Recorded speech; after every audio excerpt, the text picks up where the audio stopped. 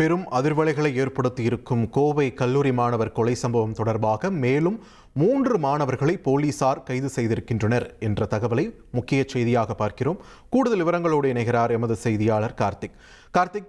வணக்கம். தற்பொழுது கைது செய்யப்பட்டிருக்கக்கூடிய இந்த 3 மாணவர்கள் யார்? இந்த வழக்கில் எப்படி சம்பந்தப்பட்டிருக்காங்க? நமக்கு கிடைத்திருக்கக்கூடிய தகவல்கள் என்ன? விரிவாக பதிவு பண்ணுங்க.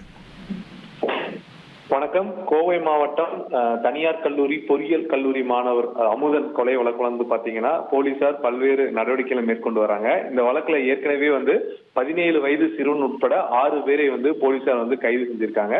அது மட்டும் இல்லாம இந்த வழக்குல பாத்தீங்கன்னா 14 பேர் அதே கல்லூரியை சேர்ந்த சீனியர் மாணவர்கள் இந்த அமுதனை தாக்கியதாக போலீசார் அவருக்கு பெயர்களை குற்றப்பத்திரிகையில் தாக்கல் செய்யப்பட்டு நடவடிக்கை மேற்கொண்டு வராங்க. இந்த சூழல்ல தான் பாத்தீங்கன்னா இன்றைய தினம் 20 வயதுடைய ஸ்ரீராம், ஹரிஸ் பாண்டியன், லலித், ஆதித்யா உள்ளிட்ட இந்த 3 பேரை செட்டிபாளையம் போலீசார் கைது செய்து அவர்களை சிறையில் அடைக்கும் பணியில ஈடுபட்டிருப்பது மிக முக்கியமா பார்க்கப்படுகிறோம்.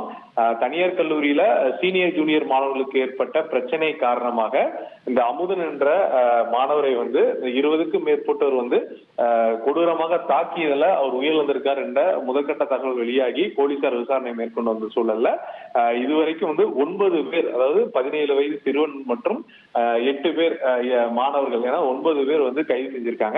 மேலும் ஒரு 5 பேரை போலீசார் பிடிச்சு விசாரிச்சுட்டு இருப்பதாகவும் அவங்களும் இந்த தாக்குதல் சம்பவத்தில் ஈடுபட்டு இருப்பதாக போலீசார் தரப்புல சந்தேகப்பட்டு விசாரிச்சுட்டு வருவது மிக முக்கியமா நம்ம பார்க்கிறோம்.